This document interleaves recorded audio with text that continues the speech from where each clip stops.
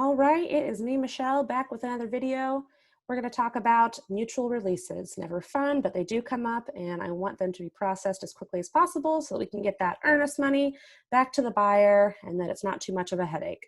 So right off the bat, you may notice to get it back to the buyer. So that means if you are the listing agent and there's a mutual release from the purchase agreement and we are therefore holding the earnest money, either to return to the buyer or the seller, whoever, then you need to submit a mutual release to us for review. If you're on the buy side and we're not holding the earnest money, no real need to submit anything for review because we can't do anything. The main purpose is to submit it for review is to get that earnest money going back to someone.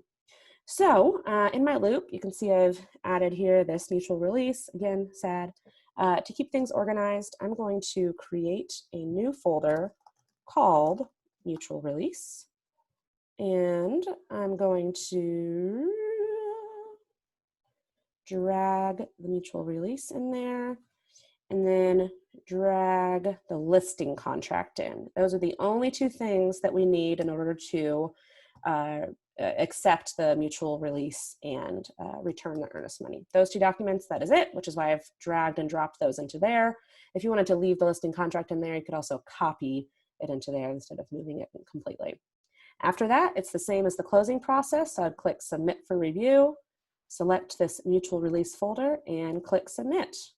Then assuming that everything is signed and ready to go, you put the right documents in here, then I can come in and review your loop, review this folder.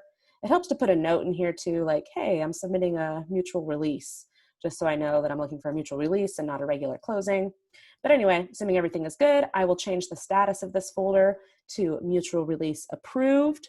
And then you should get an email notification about that. Then Ashley will change it to mutual release process once she's cut the check.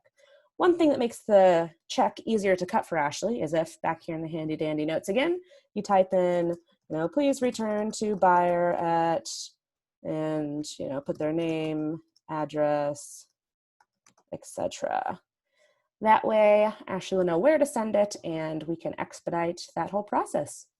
Let me know if you have any questions and have a good one.